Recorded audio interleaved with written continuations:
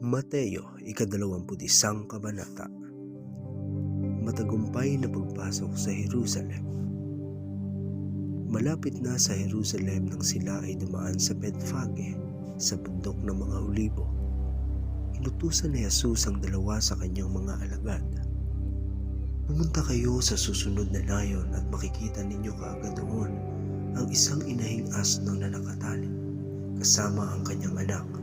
Kailangan ninyo ang mga iyon at dalhin sa akin.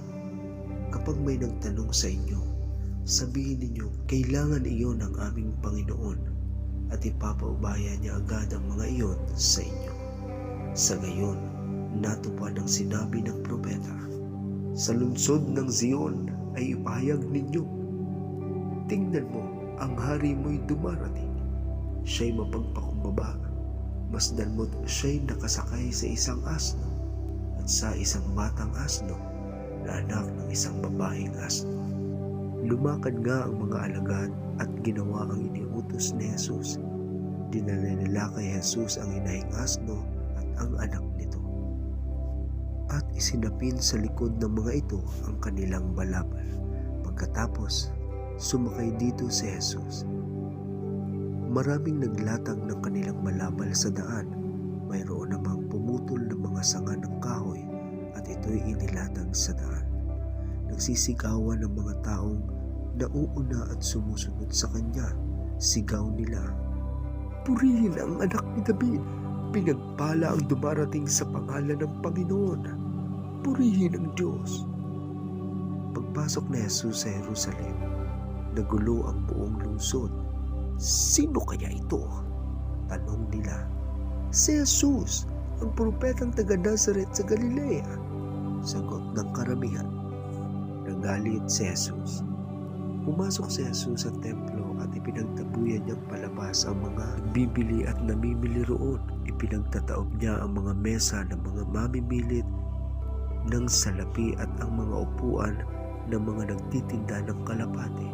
Sinabi niya, sinasabi sa kasulatan, ang aking tahanan ay tatawaging bahay dalanginan, ngunit ginawa ninyo itong lunggang ng mga magnanakaw. Habang si Jesus ay nasa templo, lumapit sa kanya ang mga bulag at mga pilay, at sila'y kanyang pinagaling. Nagalit ang mga punong pari at ang mga tagapagturo ng kautusan nang makita nila ang mga himalang ginawa niya at marinig ang mga batang sumisigaw sa loob ng templo ng purihin ang anak ni David. Sinabi nila kay Jesus, di mo ba naririnig ang sinasabi nila? Narinig ko, tugon ni Jesus. Bakit? Hindi pa ba ninyo nababasa ang ganitong pangungusap sa kasulatan? Pinalabas mo sa bibig ng mga sanggot at ng mga pasusuhin ang wagas na papuri. Iniwan sila ni Jesus at lumabas siya ng lungsod papuntang Bethania. Doon siya nagpalipas ng gabi. Sinumpa ang puno ng igos. Kinaumagahan, nang si Jesus ay pabalik sa lungsod, siya'y nakaramdam ng gutom. Nakita niya ang isang puno ng igos sa tabi ng daan at nilapitan iyon. Wala siyang nakitang bunga kundi mga dahon lamang, kaya't sinabi niya dito, hindi ka na mamumunga kailanman. Agad na natuyo ang puno. Nakita ng mga alagad ang nangyari at sila'y namangha. Paano natuyo agad ang puno ng igos? Tanong nila. Sumagot si Jesus, tandaan ninyo, kung kayo'y mananalig sa Diyos at hindi mag-aalinlangan, magagawa rin ninyo ang ginawa ko sa puno ng igos na ito. Hindi lamang iyan, kung sasabihin ninyo sa bundok na ito, umalis ka riyan at tumalon ka sa dagat, mangyayari ang inyong sinabi. Ano mang hingin ninyo sa panalangin ay tatanggapin ninyo kung nananalig kayo. Pag-uusisa tungkol sa karapatan ni Jesus. Pumasok si Jesus sa templo habang siya'y nagtuturo doon. Lumapit sa kanya ang mga punong pari at mga pinuno ng bayan at siya'y tinanong, ano ang karapatan mong gumawa ng mga bagay na ito? Sino ang nagbigay sa iyo ng karapatang gumawa nito? Sumagot si Jesus, tatanungin ko rin kayo, kapag sinagot ninyo Ang tanong ko, saka ko sasabihin sa inyo kung ano ang karapatan kong gumawa ng mga bagay na ito. Kanino nagmula ang karapatan ni Juan upang magbautismo? Sa Diyos ba o sa tao? Kung sasabihin natin mula sa Diyos, sasabihin naman niya sa atin, bakit hindi ninyo siya pinaniniwalaan? Ngunit kung sasabihin natin mula sa tao, baka naman kung ano ang gawin sa atin ng mga taong bayan, sapagkat kinikilala ng lahat na si Juan ay isang propeta. Kaya't sumagot sila kay Jesus, hindi namin alam. Sinabi naman niya sa kanila, hindi ko rin sasabihin sa inyo kung ano ang karapatan kong gumawa ng mga ginagawa ko. Ang talinhaga tungkol sa ubasan at mga katiwala. Pakinggan ninyo ang isa pang talinghaga. Sabi ni Jesus, may isang taong nagtanim ng ubas sa kanyang bukid.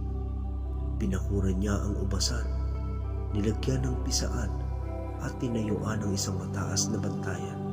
Pagkatapos ang ubasan ay kanyang pinaalagaan sa mga katiwala at siya'y nagpunta sa ibang lupain. Nang dumating ang panahon ng itasan ng ubas, pinapunta ng may-ari ng ubasan ang kanyang mga tauhan upang kunin sa mga katiwala ang kanyang kaparte. Ngunit sinunggaban ng mga katiwala ang mga tauhan. Binugbog nila ang isa, pinatay ang ikalawa at binato naman ang ikatlo. Pinapunta uli ng may-ari ang mas marami pang tauhan, ngunit ganoon din ang ginawa ng mga katiwala sa mga ito. Sa kahuli-hulihay, pinapunta niya ang kanyang anak na lalaki. Sabi niya sa sarili, marahil na may igagalang nila ang aking anak. Ngunit nang makita ng mga katiwala ang anak, sila'y nag-usap-usap. Ito ang tagapagmana. Hali kayo, patayin natin siya upang mapasa atin ang kanyang mamanahin. Kaya't siya'y sinunggaban nila, inilabas sa ubasan at pinatay. At tinanong sila ni Jesus, pagbalik ng may-ari ng ubasan, ano kaya ang gagawin niya sa mga taong iyon?